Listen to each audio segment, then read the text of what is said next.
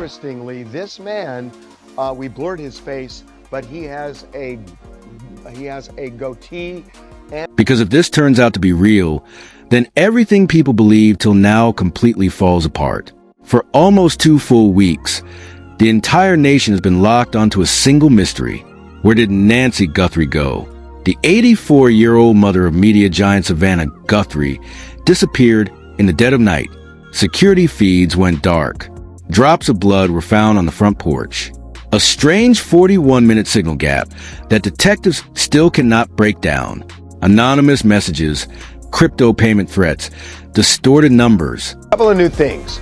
There is a new video on Ring's Neighbors app, which is really interesting to... A dark backpack, the clear shape of a handgun. It felt like a streaming crime thriller, not real life. But now witnesses say Nancy Guthrie was seen in tan.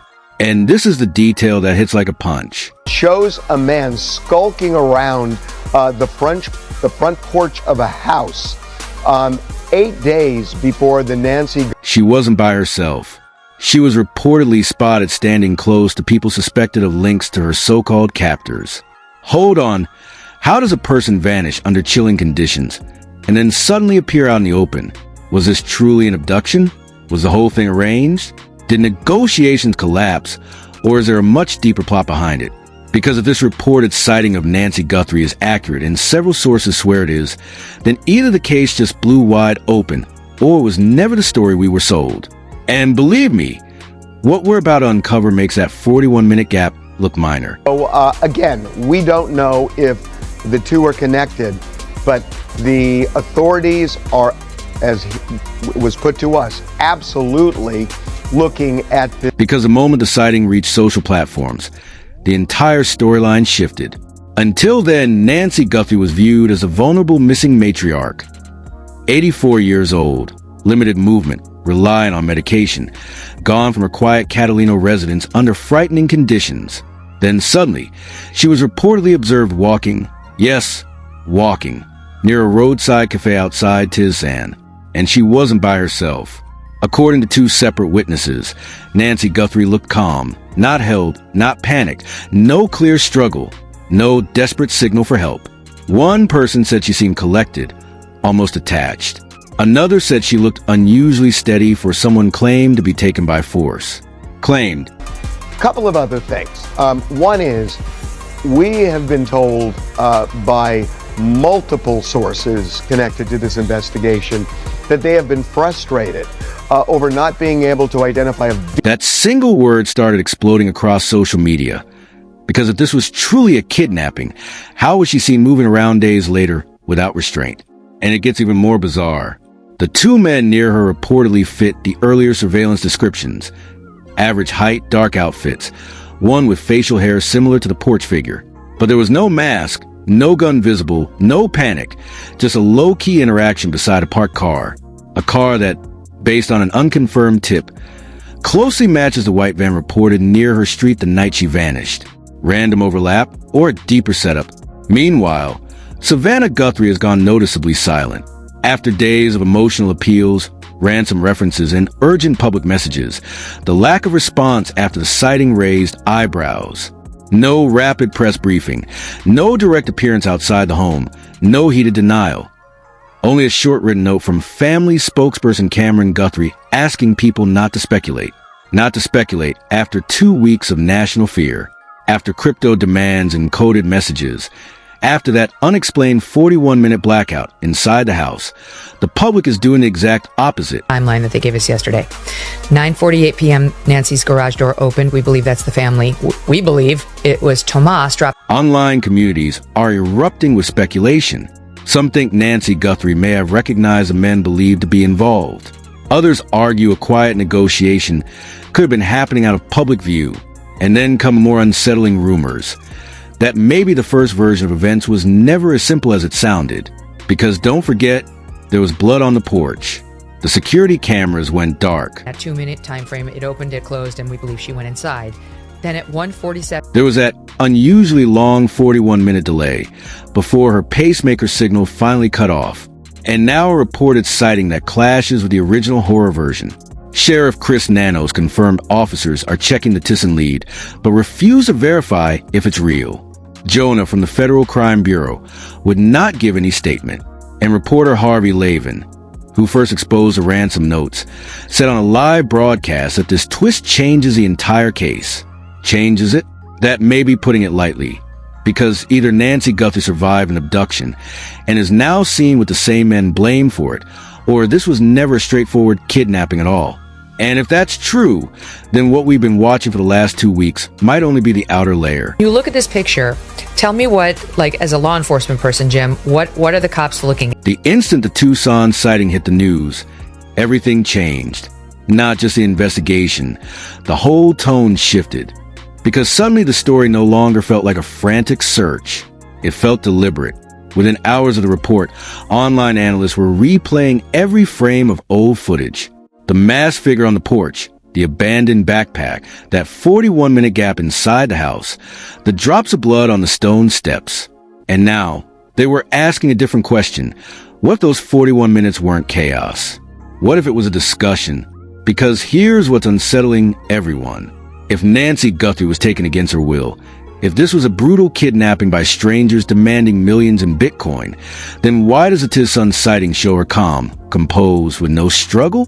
Why no attempt to flee in public? Tells me profiler, and what this tells me is this, and we've said this early on, I certainly did, this abductor was mission-oriented. Why no screams? Why no frantic calls for help? One anonymous cafe worker said, Nancy Guthrie didn't look like someone being held captive. Another observed that her interaction with the two men seemed measured, almost rehearsed. Rehearsed. That word spread quickly. Meanwhile, digital sleuths uncovered something more. The white van reportedly near her neighborhood the night she disappeared was allegedly spotted again just 2 days before the Tucson sighting. Same color, same tinted back windows, no visible plates. Coincidence number 2. And then came the family silence. Savannah Guthrie had previously shared emotional pleas mentioning ransom notes and encrypted threats. But after this sighting, This is his, I hate to say it, it could be one of those, but certainly his abduction kit he has in the back. Handcuffs, electrical. nothing live, no tearful Instagram clip, no emergency press briefing. Instead, a carefully crafted note asking the public to respect the process. Respect the process. The public isn't known for patience, and theories are exploding by the hour. Some think Nancy Guthrie may have recognized at least one of the men she was seen with. Others argue this could involve a private negotiation that spiraled into something far more tangled than anyone imagined. Then there's a financial angle. Remember the $6 million Bitcoin demand? Sources tracking the wallet say it hasn't moved, not a single coin. If this was about money, why hasn't it been claimed? If this was revenge, why take the risk of being seen in public? Walking up. Look at him with the gloved hand. 4, 5, like 5 gentle. If this was about power, then what are we really seeing? Sheriff Chris Nanos gave a short press briefing late last night. His tone was measured, almost cautious. We are reviewing all information connected to the Tucson report. At this moment, we are not confirming or denying its accuracy. Not confirming. Not denying, which, in media terms, is pure tension. And Jonah reportedly flew into Tucson soon after the sighting broke. Federal presence rising, public trust slipping. Because if Nancy Guthrie is alive and moving freely, the original story could be missing a crucial detail. And if something is missing, that 41-minute blackout inside the house just turned into the key piece of the entire puzzle. If you go from 1:47 a.m., which is when the doorbell cam got disconnected, to 2:28 a.m., which is when her pacemaker, meaning she, got far enough away. And just when the public thought the Tucson sighting was the biggest twist, another layer emerged. Late last night, an unverified audio clip started circulating online. The voice, shaky, distorted, was reportedly recorded near the cafe where Nancy Guthrie was spotted. In the background, a woman could be heard saying, "It wasn't supposed to happen like this." That single line set social media ablaze, because "wasn't supposed to happen like this" doesn't sound like a random crime. It sounds like a plan gone wrong. Authorities have refused to verify the audio. Sheriff Chris Nanos called it potentially manipulated, while Jonah declined to comment at all. But the timing... Remember yesterday, there was a guy that they arrested or detained, Carlo. Suspicious. The clip appeared just hours after federal agents were reportedly spotted near the Guthrie estate once more. Yes, once more. Neighbors say unmarked vehicles return late at night. No sirens, no announcements. Just silent activity under the desert darkness. Why go back to the house now? Unless something that happened during that 41-minute window suddenly holds more significance than ever. Meanwhile, financial analysts watching the notorious Bitcoin wallet noticed something strange. Not a withdrawal, not a deposit. Guys, all right, so I'm leaving Annie Guthrie's house now. If you look at my previous videos, there were 3... But a test transaction, a tiny digital ping, appeared almost like someone was checking if the wallet was still active. And here's where it gets chilling. That ping happened less than an hour after the Tucson sighting went public. Coincidence number 3, or someone watching the news with unnerving precision. Public opinion has now fractured into 3 camps. Camp 1 believes Nancy Guthrie may have been part of something far more intricate than originally reported, perhaps a private arrangement that spun out of control. Camp 2 insists this is still a hostage scenario playing out in real time, a psychological game where appearances are everything. And Camp 3 thinks the original story was meticulously crafted, and we're only now seeing its cracks. Savannah Guthrie has yet to appear live on camera. Don't get me wrong, dumb criminals be dumb criminals, but one of the main questions is, why would he throw out just one glove, right? They're in the middle of taking her, and they just throw out a glove out the... Cameron Guthrie's latest statement called for patience and unity, but revealed nothing new. Annie Guthrie has reportedly boosted private security around her own home, and Tamiso Can, the last confirmed person to see Nancy Guthrie the night she disappeared, has refused to comment further. Silence speaks volumes. Either Nancy Guthrie was quietly rescued through a behind-the-scenes negotiation, or she was never truly gone the way we were told. And if that's the case, then that 41-minute blackout inside the house isn't just suspicious. It's everything. Stories don't collapse this dramatically unless something beneath the surface is shifting.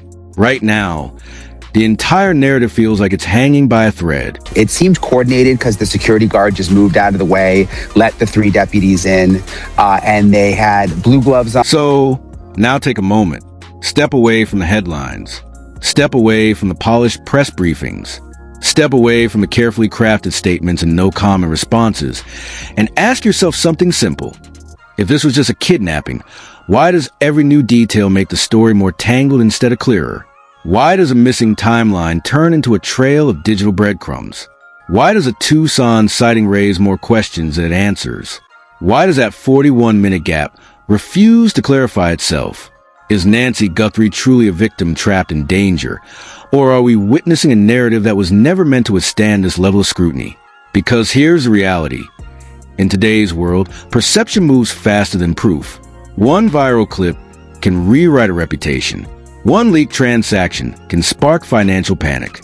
One cafe sighting can shake an entire dynasty. The president encourages any American across the country with any knowledge of this suspect to please call the FBI, who continue to assist state and local authorities who are leading this investigation.